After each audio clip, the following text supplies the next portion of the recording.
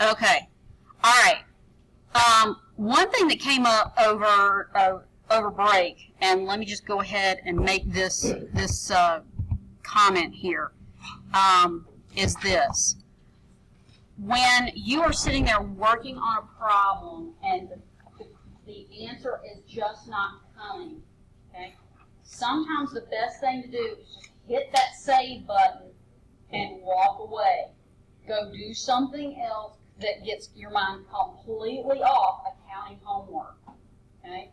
Because I appreciate the fact that this stuff is very detail oriented, and sometimes you're just, you keep trying to cram that square peg in that round hole, and it ain't gonna work, okay? So just get up and walk, save it, get up, walk away from it, okay? Go do something completely different, go, whatever it might be, and then come back to it. Okay, any questions on common size analysis? Okay, remember, common size analysis, vertical analysis, same thing with the balance sheet, common size analysis, vertical analysis, one time period, 1 year. It only come from the first year, right? Say, like, remember when you first showed it to us, it was like 2 years up there. Did we take it from the first year or the second year? You would do each one of those years independently. Okay, that's the point here. So imagine that if you had 2 years that you were looking at and you were comparing one to the other, you'd have to have this year broken out and all the calculations done the way that they're sitting here. Then you would have 2 more columns. You'd have last year's numbers, dollar values, and then last year's percentages. So then you could compare last year to this year. So for instance, last year, maybe last year's rooms revenue was only 50%. Now it's 56.3. So you have 2 thumbs up. That's what we were shooting for, sort of thing. That's what we were hoping for. Versus maybe something like a food and beverage. Maybe last year's food and beverage was 35%. This year it's only 32.8. So it's the kind of thing where, okay, rooms went up, and that's what we were hoping for, but something's happened where the food and beverage has dropped off. Okay, and you got to be careful because, again, in this day and age, remember, the thing that's going to be hard is when revenues from certain areas start dropping off. You really, on some level, need to go out and Google or whatever search engine and find anything that has to do with your organization and your location, because you've got to cut that off immediately. Because it could be things like this. If rooms went up, that's good and that's great. But maybe if the food and beverage dropped off in the same year, it's like you have to step back and think, okay, maybe our menu is getting old. Maybe we've had the exact same menu for X number of years, and maybe now we need to, revamp our menu. Or it could be, did the staffing in the kitchen change? Did we lose our head chef, and now maybe things aren't exactly the way that they were before, and people maybe came back? Exactly, like my restaurant example, right? So and then people stopped coming again. By the way, we went the other night. It was lovely. It was great. It was all good.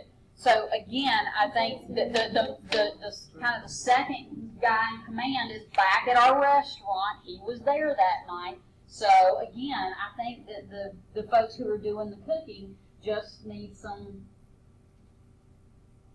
motivation to keep the standards up. How about that? Okay, and stuff like that happens. So you've got to look at things like it's not even necessarily an issue of do we need to fire somebody? So let me just make that clear. Sometimes the people will do the analysis of it, and let's say that maybe rooms have dropped off. Well, start figuring out, we do a little Google, and the comments are the rooms aren't clean, and something's not right, and they're not happy with it, and things like that.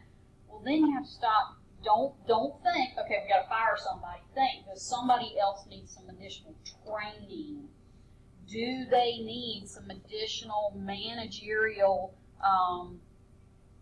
oversight, such that when maybe a certain cleaning crew or cleaning person finishes the rooms, do they need the motivation that somebody else is going to come back behind them and spot check or whatever it might be to make sure that the rooms are getting clean? Because again, it's little things like that that will drop the rooms revenue pretty noticeably from one year to the next, and you may not even realize it, right? Because the guests are sometimes are your eyes and your ears on what's happening. And again, the same thing in the food and beverage area. You know, it could be the kind of thing where you know, the bartender's starting to water down the drinks for some reason or something that everybody's like, well, right? So everybody needs a little motivation every once in a while to keep their standards up. Because keeping standards up is hard work, really hard work. Life and work is a marathon. It's not a sprint. And a lot of people like to sprint. They don't like the marathon. All right? Again, common size. So we're looking at net food sales. Total net food sales are 100%. Now in this particular case, we're looking at the breakout of what the food department specifically would have. So in this particular case, this might be the type of income statement that the food manager would have for one of the restaurants, right? So they can see, okay, food sales were $50,350, allowances were $350. So again, let's see what the analysis might be. Food sales, well, maybe last year overall food sales were 55,000. This year they were 50. It's like, okay, all right, that's not a huge, gigantic drop off, but what the heck happened, right?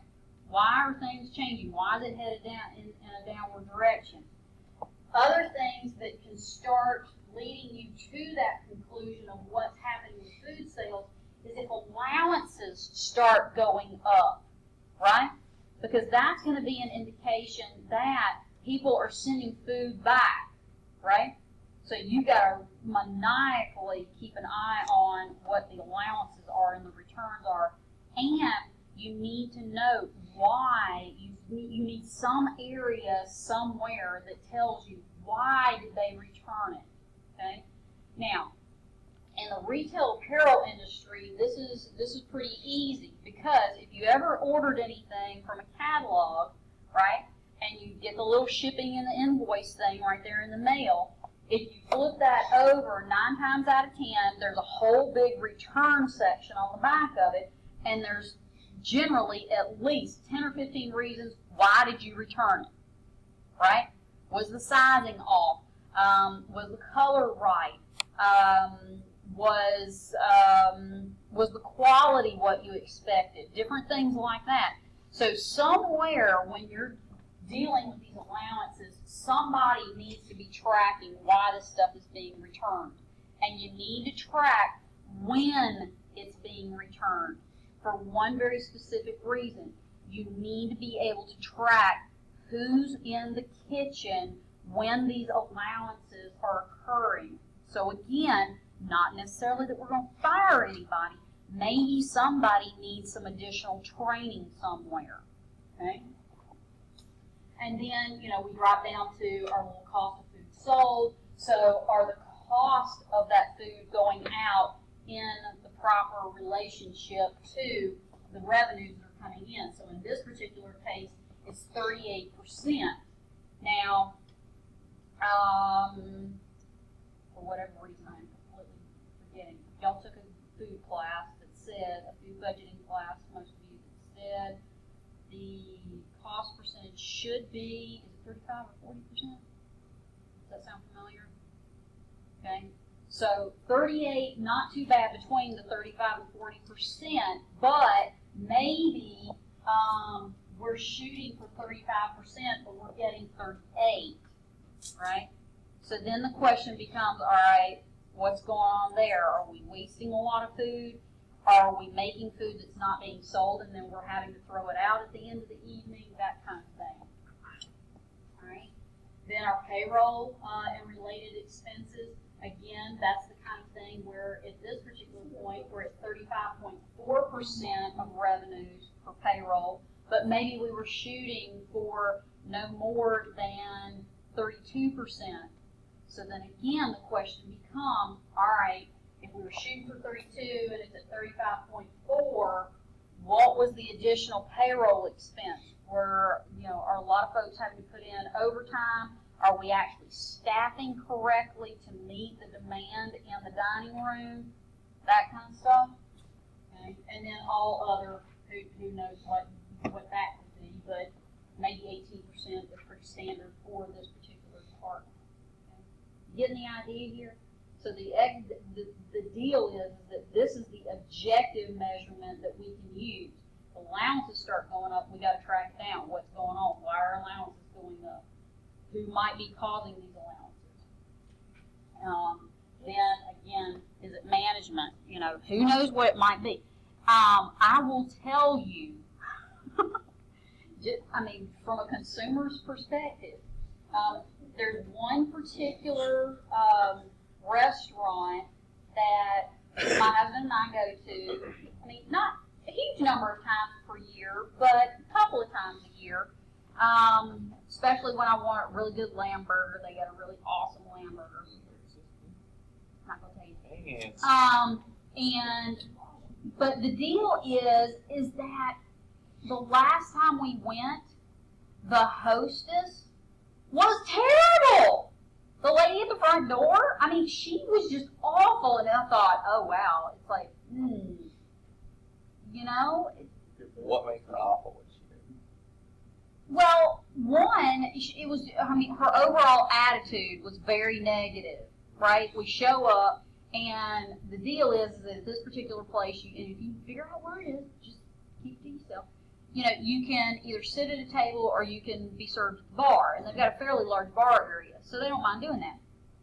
And, I'm sitting there, and I actually kind of prefer sitting at the bar area just because it's like, I don't have to wait if I go to the bar area, right? But if I want to be served at a table, and again, this is like a Sunday afternoon kind of thing, it's like, we're going to have to wait a good 20, 30 minutes. She was just so negative, and I thought, you know what? It's like, if I didn't really want that lamb burger today, I'd probably go next door for lunch, right? So you've got to be careful. You got to really kind of be sneaky about it just a little bit and watch how these people are interacting with your customers. Because, I'll give you another example. I was at a hotel. My husband and I had been driving for like 8 hours. We got to the hotel at, I think it was about 11 o'clock at night. We were both just completely exhausted. So the setup, everybody's a little cranky. You've been in a car for 8 hours, right? And the lady at the front desk completely ignored me for at least 10 minutes. Because at one point, I was just going to stand there, and I was just going to see how long it was going to take her to actually. Right in front of her? Yes, and I just wanted to see how long it was going to take her to acknowledge me. Now, I will tell you this: she was on the phone, but she didn't even give me nothing. She just pretended like I wasn't even standing there. And I was like, and I got to be honest with you, that one went on TripAdvisor. And boy, I got an immediate response back from the management of the hotel at that point. It was really interesting because they know. Now I will tell you, this particular hotel probably hires a fair number of people from the university that is immediately across the street from this hotel. You'll never figure it out. Okay, but the idea is the same. You've got to do some role playing. I mean, she just needed a little bit more training. I mean, a little nod or anything would have been better than just acting like I wasn't even standing there, And then, here's the other thing.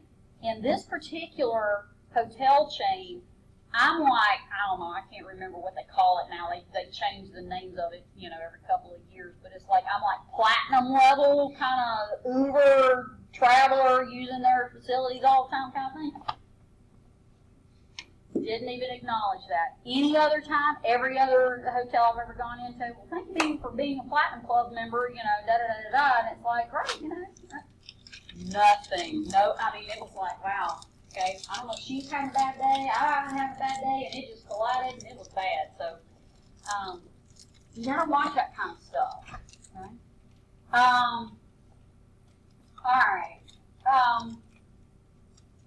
comparative analysis. Now we're into, again, this comparison between last year and this year as far as percent change. Now, we can do a common size analysis next to a common size analysis like we've been talking through previously, but that's a whole different analysis than the common size. Here, we're just simply looking at percent change. Right? So in this particular case, the rooms department, the percent change was an increase of 12.5%. Now remember, when you're getting that percent, you take the change divided by current year or last year.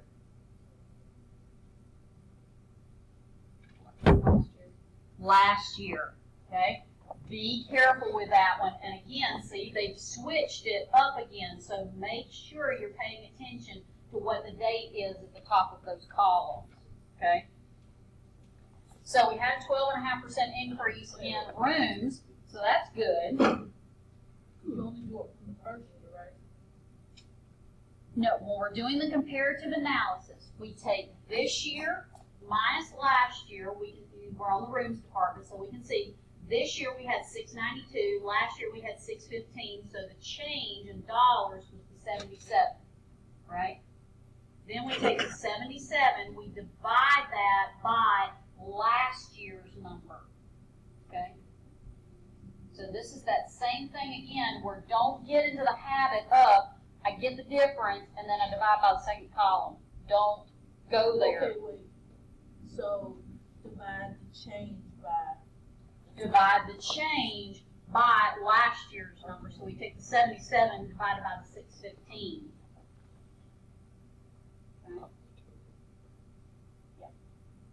Okay.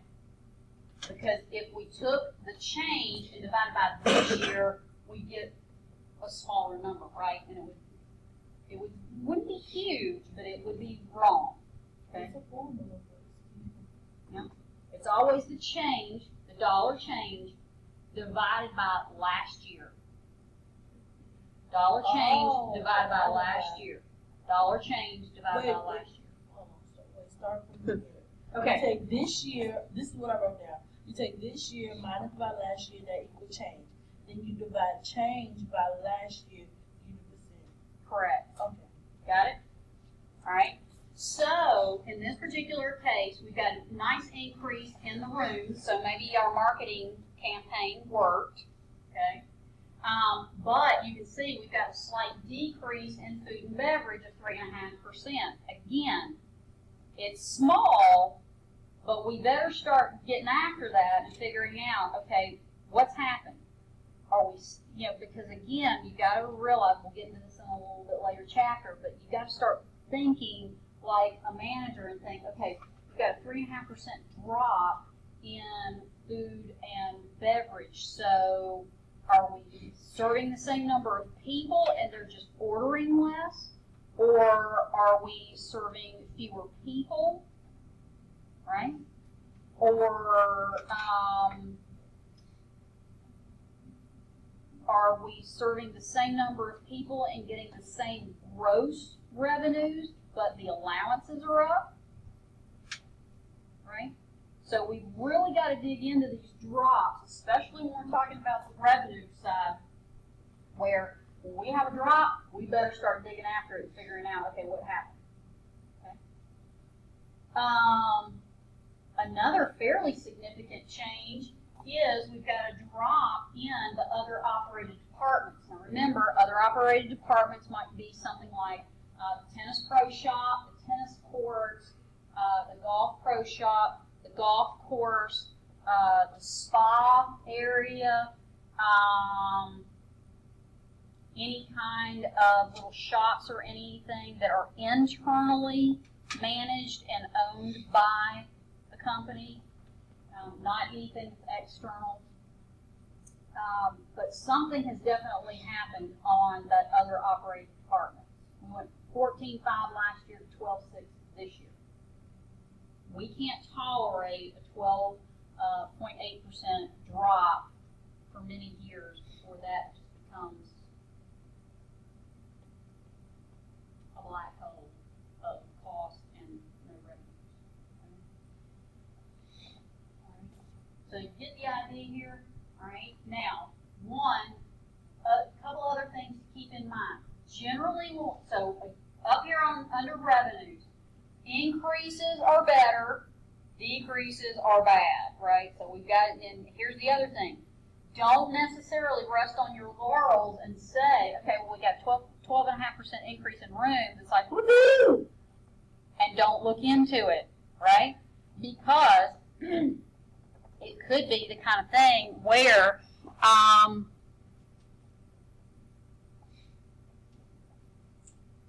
let's say that an organization, maybe a national or even worldwide organization, opted to have their convention or something in your city that year. So in this particular case, maybe that was the deal, is this large organization had their convention in your city, tons of people came in from outside and spent money that year that they don't normally spend. Excuse me. Right? So that increase, that 12.5% increase, as good as that is,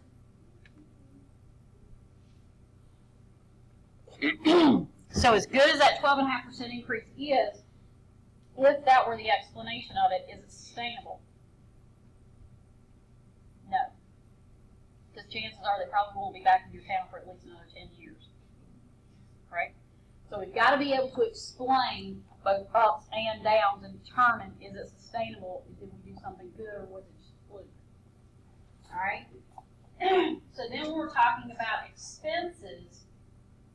Now we're talking about generally when expenses, we want expenses to go down, right? Then that means we're becoming more profitable. All right? So this company in particular, I'm looking at some of these expenses and I'm going, that's not too good. That means that our expenses, so let's look at the expenses. The administrative in general went up by 16.6% by itself. Marketing went up by 17.7%. Now property operations and maintenance went down by 4.5%. And utility costs went up by 12.3%. So overall, under the undistributed expenses, we got an increase in those expenses of 11.8%. But we've only got an increase in revenues of 9.6%.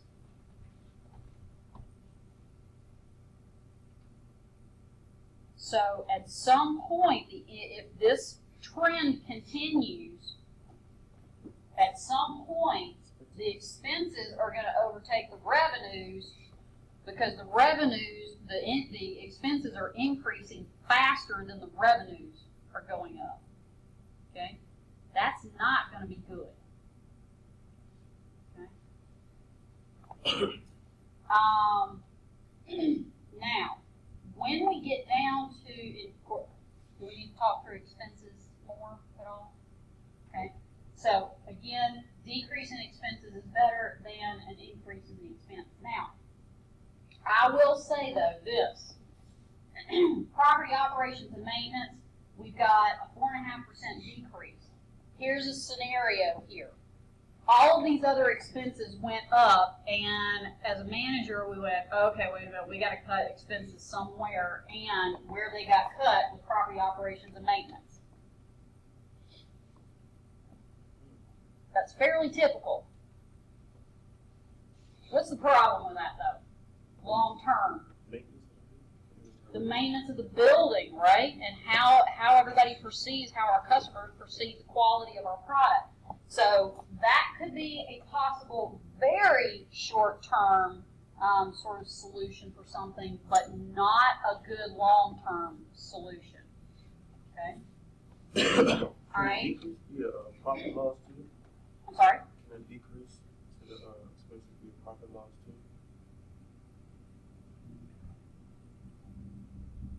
I think we're missing some details in there. Give me more detail. I mean, as the expenses go down, doesn't that mean you can have income loss as well? So, okay, all right. So what you're saying is that if the expenses start decreasing, Yeah. but this is going up, it's going to show more income or net income down here? No. I don't think so. When you ask, I don't think so. Oh.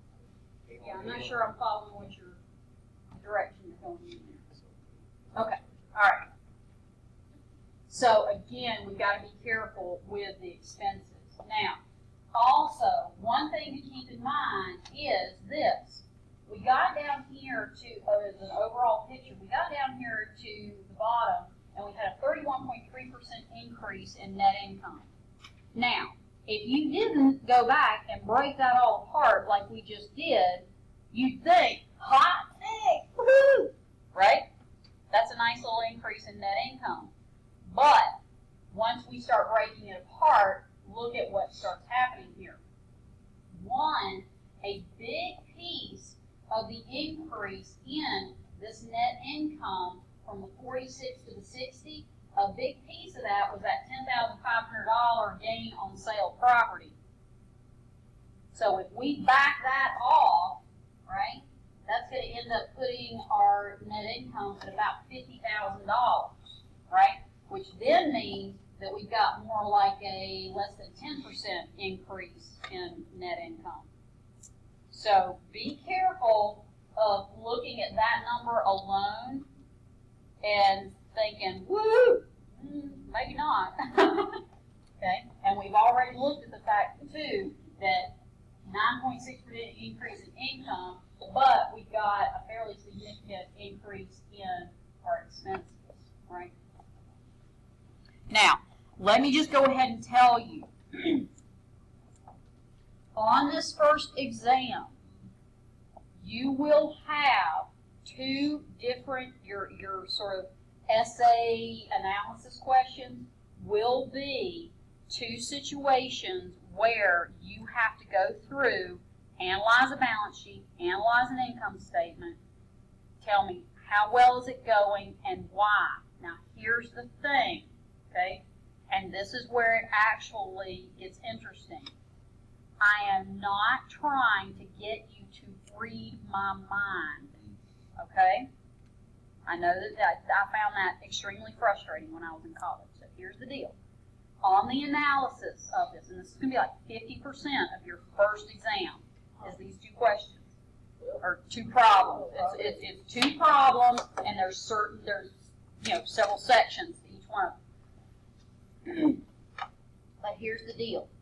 I'm not trying to get you to read my mind. What I'm trying to get you to do is prove your answer. Okay? Do you think this company or this department is doing well? Yes or no? Why? Prove it. You would like work this out like this. Exactly. You would work it out, get the percentages, and then we look at it, and we can say, no, it's not, because this is dropping, this is dropping. But will you give us this for us to work it out? Yes. Oh, yeah. You'll have all the data that you need. It's like bank reconciliation. A little bit. Do what?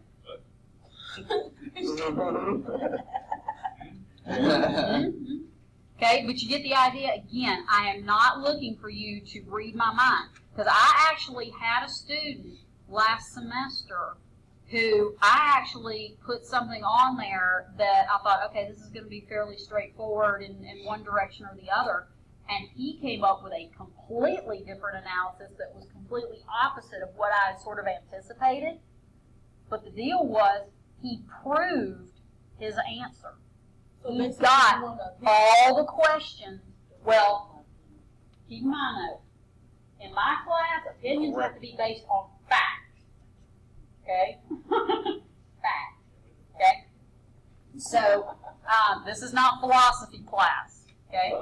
So, so the deal is, he completely came up with an opposite answer of what I thought that everybody was going to come up with, and lo and behold, I'm like, dag, he's right. He showed it by proving this, and this, right? So just know that that's 50% of the exam is going to be the analysis, but So again, you just gotta work it out. work it out. And then look at. Alright. Like, so, well, how do you know if the number's supposed to be low or high or not? Well, keep in mind, I mean, when you're talking about revenues, an increase in revenues is good, okay? But if you're looking at expenses, an increase in expenses, generally not so good. Okay. Again, you have to then compare it to a trend. So you've got to do internal, okay, 1 year common size analysis, then you do comparative, right? Break down like each section.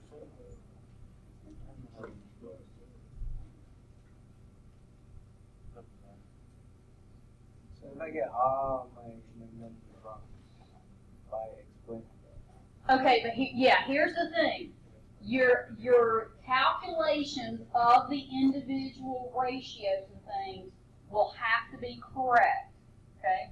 Because here's what I'm not going to allow you to do. I'm not going to allow you to and we're going to get into the ratios in the next two chapters in detail, okay? So in the previous two chapters, we've just simply looked at the common size analysis, vertical 1 year, in time frame, versus comparative analysis. Now we're looking at trends over time. Okay, we're looking at horizontal analysis. So when we get into the next chapters, we're going to look at a lot of different ratios. Here's the other good thing. Start making your note sheet. Just like last semester, you get an 8.5 by 11 sheet of paper, and you can put as much notes and everything else as you want to on there. So for this next exam, you're going to have a ton of ratios that are going to need to go on that note sheet for the first exam. So just keep in mind that you can't calculate the ratio wrong and then make your conclusion on the incorrect information from the ratio and then think that that's proving your answer. Does that make sense? Okay? You've got to calculate the ratio correctly to make the correct conclusion. Okay? All right? I think that's the last. Nope. Sorry. Retained earnings statement. Generally not a ton of analysis on the retained earnings statement. The big thing is just figuring out, have they declared dividends or not from 1 year to the next. Okay. All right. See you next time. Well,